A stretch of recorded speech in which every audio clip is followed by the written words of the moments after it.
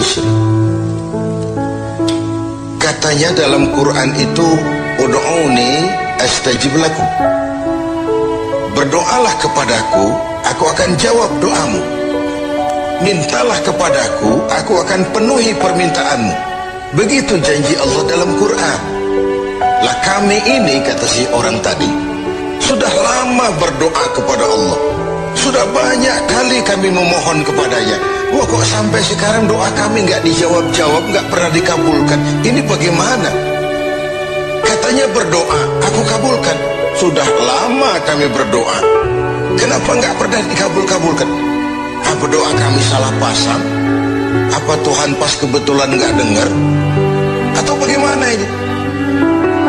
Imam Hasan Al-Basri senyum lalu menjawab, ya ahlal Basrah, hai penduduk Basrah, hatimu mati. Dari hati yang mati, bagaimana mungkin doa akan terjawab? Tidak ada getaran yang menyebabkan channel kepada Allah itu nyambung. Tidak ada. Dari hati yang mati, doa tidak mengeluarkan getaran untuk sampai kepada aras. Hatimu mati, maka doamu tidak dikabulkan. Kita renungkanlah jawaban ini. Sederhana, doa tidak didengar Tuhan, permohonan tidak dikabulkan olehnya. Tapi kalau kita mau menukik kepada renungan yang lebih jauh, kemalangan apa yang lebih besar selain daripada kalau Allah sudah berpaling kepada kita dalam hidup ini? Permohonan tidak didengar, doa tidak dikabulkan, Allah sudah masa bodoh dengan kita. Kemana lagi langit tempat kita bernaung? Kemana lagi bumi tempat kita berpijak? Kalau Allah sudah berpaling dalam hidup ini kepada kita, itulah kemalangan yang paling besar dalam hidup ini. Sementara kita berleha-leha, menurut kita kemalangan itu kehilangan jabatan, kemalangan itu kehilangan harta benda, kemalangan itu adalah kehilangan orang yang kita sayangi. Allah berpaling dalam hidup kita, tidak pernah kita melakukan evaluasi.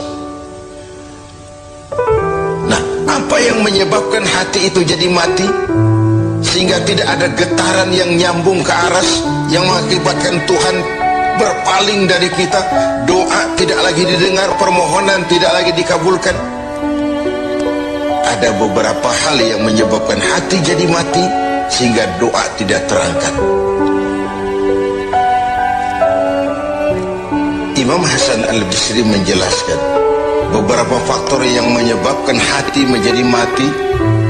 Tidak ada lagi getaran yang mengantarkan doa ke aras sehingga Tuhan pun berpaling. Yang pertama, kata beliau, araftumullaha wa lam tu'tuhu haqqah. Kamu kenal Allah, tapi haknya untuk disembah, kewajibanmu untuk menyembah, tidak pernah kamu laksanakan. Bagaimana hati tidak jadi mati? Kenal siapa pencipta alam semesta? Allah. Siapa pencipta lautan, gunung, sungai? Allah.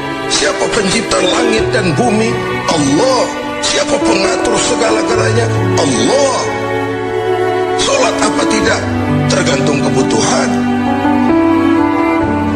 Kamu kenal Allah, tapi haknya untuk disembah, kewajibanmu untuk menyembah, tidak pernah kamu laksanakan. Bukankah simpel bahwa Fatihah saja mengajarkan iyyaka na'budu wa iyyaka nasta'in?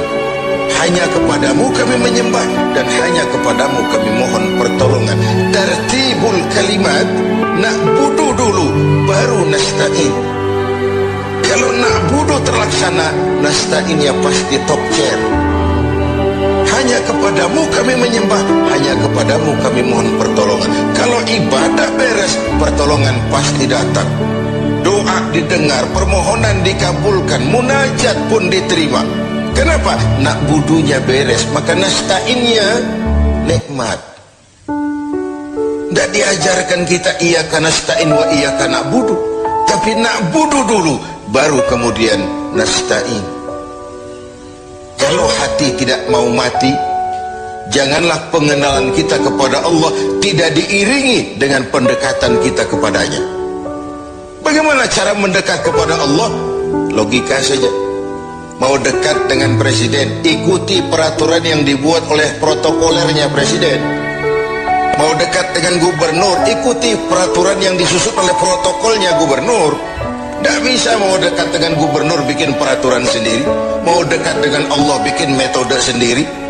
Dengan jalan ngelamun, duduk madep ngidul, bengong 4-5 jam lalu mau dekat dengan Allah. Mau dekat dengan Allah, ikuti cara yang sudah diatur oleh Allah melalui utusan-utusannya, bukan dengan cara membuat sesuatu sendiri. Ini yang pertama. Lalu yang kedua, yang menyebabkan hati jadi mati, qara'tumul Quran walam ta'malu bih. Kamu baca Al-Quran, kamu dengungkan Al-Quran, kamu sanjung Al-Quran, walam ta'malu bih, tapi isinya ajarannya tidak pernah kamu laksanakan. Isinya ajarannya sering malah diinjak-injak.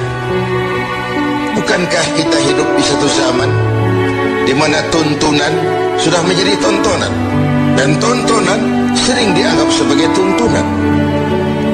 Bukankah kita hidup di satu masa di mana orang yang jujur dikhianati dan pengkhianat malah diberikan amanah? Bukankah zaman ini sudah terjadi pergeseran nilai yang sedemikian rupa? Kita baca Al-Quran, kita musabakohkan pula bacaannya, tapi isinya, ajarannya tidak pernah kita laksanakan. Bahkan nyaris sering kita injak-injak. Hati jadi mati. Sama dengan kalau kita dikirimi surat oleh seseorang yang sangat kita kagumi.